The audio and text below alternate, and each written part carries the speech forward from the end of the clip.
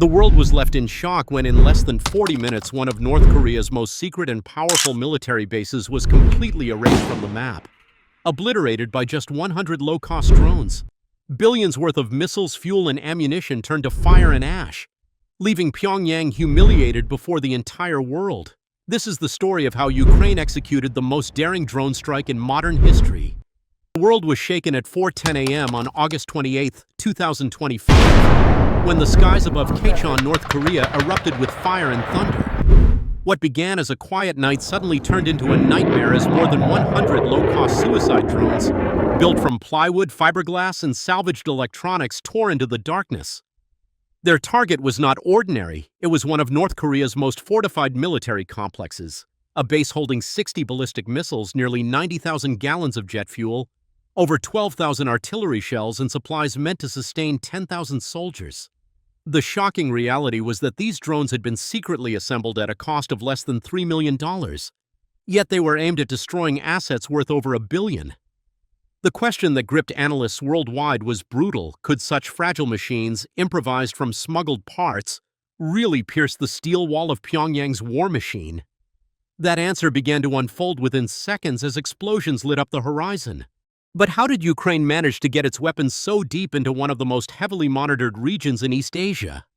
The astonishing backstory traces back to August 12, 2025, when the remote industrial outskirts of Dandong, a Chinese border city less than 20 miles from North Korea, became the unlikely ground zero of one of Ukraine's most daring covert operations.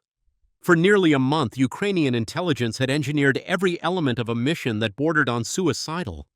The logistics were overwhelming. Over 12 tons of drone parts, from engines to explosive payloads, needed to be moved piece by piece through multiple security layers without detection. Rather than risk transporting entire weapons, the Ukrainians broke the components into 420 separate shipments, disguising each as harmless agricultural or construction supplies. Inspectors saw nothing more than crates of equipment and waved them through, never realizing they were allowing the pieces of a strike fleet to cross their checkpoints. By August 27th, those shipments had been reassembled inside a derelict warehouse hidden in a pine forest, just 11 miles from the North Korean frontier, where 47 Ukrainian engineers and technicians worked in relentless shifts to build 100 operational UAVs, each carrying a 20-kilogram explosive charge. The entire strike force had been born in just 15 days. Yet the mission nearly collapsed before it even began. On the night of August 20th, just before midnight, 2 North Korean border guards patrolling near the compound stopped suddenly. A faint whir from a test motor had slipped into the night air. The guards froze, swept their flashlights along the perimeter, and moved closer. Inside, every Ukrainian operative held his breath, knowing discovery meant immediate execution and the collapse of the entire plan. In a moment of absolute crisis, the lead engineer yanked the power breaker, plunging the warehouse into darkness and silence.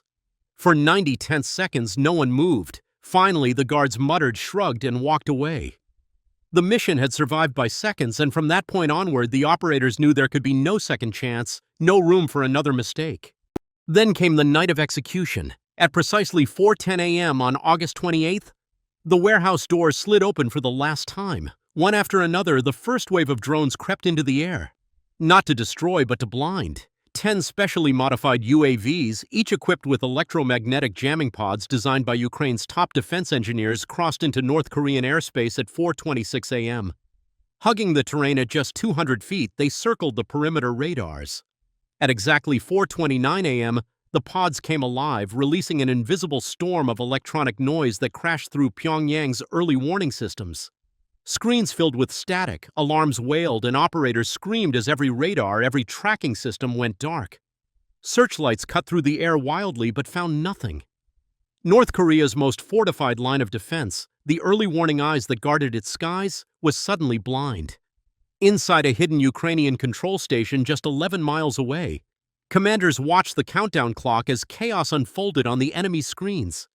The words from Kiev arrived, a chilling reminder from Lieutenant General Dmitry Havrilenko, the architect of the plan. In war, victory does not belong to those with the most missiles, but to those who blind the enemy before he even knows he is under attack. Tonight, history will favor the bold. At 4:31 a.m., the silence ended. The remaining drones roared to life, wings unfolding in the darkness. 40 machines, each loaded with precision warheads, rose above the tree line and began their deadly flight. They were programmed not to attack randomly but to strike with surgical precision, targeting the layered defenses North Korea had boasted about for decades. The swarm algorithms guiding them were simple yet devastating. If one drone was destroyed, the rest would instantly recalculate, flowing like water around the obstacle. At 4:35 a.m., the swarm struck its first blows.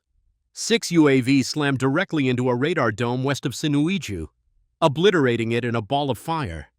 Seconds later, more dove into surface-to-air missile batteries, flipping steel launchers like toys.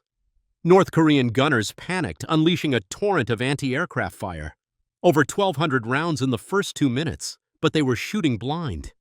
Jammers continued to flood their systems, and phantom targets tricked their radars into chasing ghosts. Meanwhile, the real drones dove relentlessly into bunkers, radar trucks, and command posts. By 4:41 a.m., 26 key air defense positions had been annihilated, explosions shaking the ground with the force of 5 tons of TNT. Cameras later revealed missile silos bursting into flame, warheads detonating in catastrophic chain reactions. A single strike on an ammunition depot triggered a secondary blast equivalent to 40,000 artillery shells exploding at once, leveling everything in a half-mile radius. In under 10 minutes, North Korea's frontline defenses, valued at more than $750 million, had been reduced to twisted metal and burning craters. The Ukrainian control center remained silent. They had achieved the impossible. The impenetrable shield of Pyongyang had been shredded. But there was no time to celebrate. The jamming window was closing, and Ukraine had just minutes left to deliver the killing blow. At 4:44 a.m. on August 28th, with North Korea's air defense grid collapsing in flames, the second phase of Ukraine's audacious plan began. 30 drones, the heaviest wave yet, surged forward like a mechanical storm. These were not aimed at radars or missile trucks, but at the very lifeblood of the Kachon military district, the warehouses, depots, and stockpiles that sustained the North Korean war machine.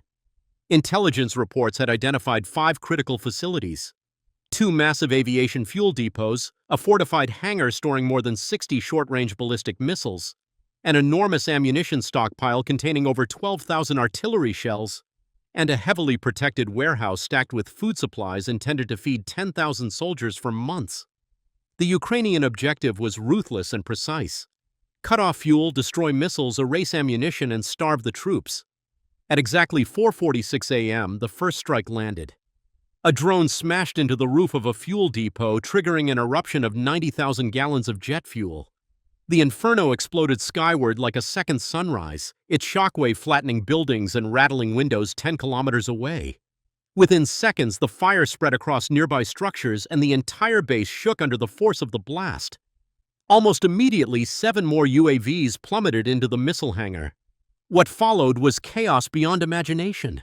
Inside, dozens of ballistic missiles were stacked and waiting for deployment. The explosions ignited warheads in a catastrophic chain reaction. 23 uncontrolled missiles shot skyward, only to detonate mid-air in deafening bursts, painting the sky with fire. Soldiers on the ground described it later as if the earth itself was splitting apart. At 4:51 a.m., the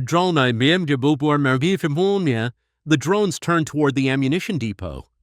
When the first UAV struck, 12,000 artillery shells detonated in a single apocalyptic blast, unleashing a yield equal to 15 tons of TNT. The ground convulsed violently, mushrooming clouds of smoke and flame engulfed the district, and entire rows of barracks simply disappeared.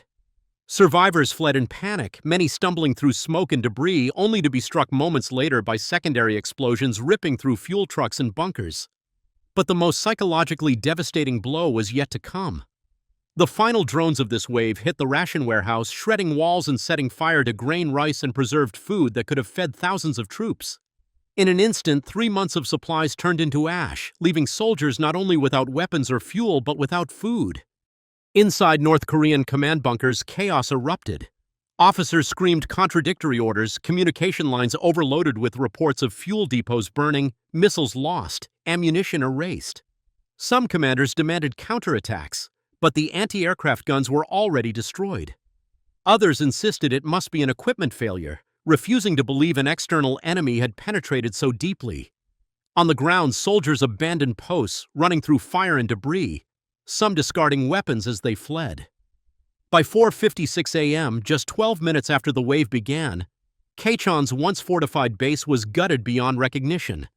Strategic reserves worth billions had been reduced to rubble, and Ukraine had proven a terrifying truth that even the most closed and tightly defended nation could be crippled with ingenuity, speed, and relentless precision. But Ukraine was not finished. At 4:58 a.m., the final phase was unleashed. 20 drones remained, smaller and faster than the rest, each fitted with advanced micro-turbine engines that allowed them to maneuver like hunting birds. These were not designed for infrastructure, but for a merciless task: sweep the battlefield clean of whatever survived. At 5:01 a.m., they descended over the outskirts of Kachon base, hunting down the last pockets of resistance. Trucks carrying reinforcements exploded in fireballs as drones dived straight into their engines. Infantrymen attempting to regroup were pursued relentlessly, each UAV darting through the smoke to strike them before they could organize. Anti-aircraft crews who had scrambled into backup positions were annihilated before firing a single shot. Survivors described the drones as shadows that followed you until you died. By 5:07 a.m., the battlefield was a wasteland of flame and silence. Intelligence later confirmed the staggering toll: over 1,400 soldiers killed or wounded, entire battalions erased, and assets worth more than $1.2 billion obliterated in less than 40 minutes. At 5:09 a.m., the very last drone slammed into a communications relay, severing Kachon's final link to Pyongyang. The operation was complete. Within minutes, the Ukrainian control team shut down their systems, dismantled antennas, packed their laptops in encrypted drives, and melted back into the forest. By dawn, they had crossed the border unnoticed, leaving behind only smoldering ruins. In Pyongyang, fury erupted instantly. At 5:22 a.m., fighter jets scrambled into the skies, searching desperately for the attackers. But it was too late. The Ukrainian fleet was gone. The humiliation was total. One of North Korea's most fortified military districts had been reduced to ash, its soldiers scattered, its defenses blinded. And yet no one could identify where the attack had come from. Ukraine had written a new doctrine of war, one that showed victory was not about massive armies or advanced missiles, but about mobility, deception, and precision. The world now faced a chilling new reality. If such devastation could be inflicted with improvised UAVs and under 50 operators, then no military base on Earth was truly safe. By the time the sun rose over Kachon on August 28, 2025, the scale of destruction had already carved its place in military history. In just under 40 minutes, Ukraine had dismantled what North Korea once boasted as one of its most untouchable strongholds. Intelligence analysts calculated the staggering numbers: more than $1.2 billion worth of assets wiped out, 60 ballistic missiles reduced to ash, 90,000 gallons of aviation fuel consumed in fireballs, over 12,000 artillery shells detonated in a single-chain reaction, and supplies meant to feed 10,000 troops for months destroyed in seconds. Casualties mounted beyond 1,400 soldiers killed or wounded, entire battalions erased from existence. The Kachon base, which Pyongyang had considered a cornerstone of its defensive and offensive strategy, no longer existed. It was not just a defeat, it was humiliation on a scale North Korea had never imagined.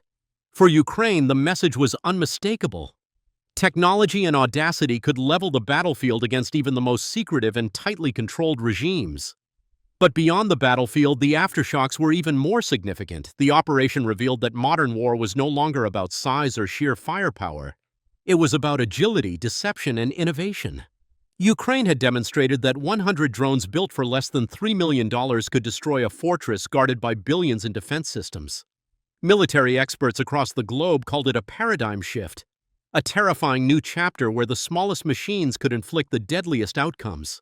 In Washington, Pentagon analysts admitted privately that no air defense grid in the world was fully prepared for a swarm of decentralized, low-cost UAVs designed to overwhelm radars with electronic warfare. In Beijing, alarm bells rang as Chinese generals reconsidered vulnerabilities along their own borders. In Seoul and Tokyo, defense ministries held emergency meetings, fearful that North Korea, desperate for retaliation, might lash out unpredictably. Moscow remained silent, but insiders suggested that Russia was watching closely, realizing that Ukraine had opened an entirely new front in modern warfare, one that could eventually be used against them. Every military strategist now faced the same unsettling question: what if we are next? For Pyongyang, the humiliation cut deeper than the losses themselves. A base considered untouchable had been erased overnight, and its soldiers left blind, starving, and powerless. Fighter jets scrambled too late, commanders shouted into dead radios, and the very image of North Korean invincibility had been shattered before the eyes of the world. State media tried to contain the embarrassment, but satellite images told the truth. Burning craters, collapsed hangars, and smoke still rising from the ruins of Kaichon. For Kim Jong-un's regime, the psychological blow was profound. The myth of impenetrable defenses had collapsed, and the population quietly began to whisper, if 100 drones could do this, what else was possible? Could North Korea truly protect itself from the outside world or even from its own people's doubts? Ukraine had not just struck a base, it had pierced the very armor of Pyongyang's confidence. For Kyiv, the operation was more than a tactical success. It was a declaration that even nations fighting for survival could innovate in ways that rewrote the rules of war. Ukraine had proven that courage, precision, and creativity could overcome size and secrecy. The operation sent a powerful signal to allies and enemies alike. The future of warfare would belong not to the biggest militaries, but to those who could strike the fastest, blind the enemy first, and disappear before retaliation could even begin. It was victory through invisibility, and it stunned even seasoned military analysts. In think tanks from London to Tel Aviv, strategists now dissected every phase of the attack, wondering how long it would be before other nations or even non-state actors adopted similar tactics. The geopolitical consequences were chilling. If a single covert operation could erase one of East Asia's strongest fortresses, then no nation, no matter how fortified, could sleep easily. The Kaichon strike will be remembered not only for the destruction it caused, but for the message it delivered. It showed the world that the rules of 20th century warfare, artillery barrages, massive troop movements, weeks of preparation, were being replaced by something leaner, faster, and far more unpredictable. The age of drone swarms had arrived, and with it came a terrifying new balance of power. Ukraine's success was both a warning and a demonstration. It warned closed regimes like North Korea that secrecy was no longer protection, and it demonstrated to the rest of the world that ingenuity could achieve what brute force could not. For Pyongyang, it was humiliation. For Kyiv, it was triumph. For the world, it was a glimpse of wars to come. And as the smoke cleared over Kaichon, one truth became undeniable. History will remember August 28, 2025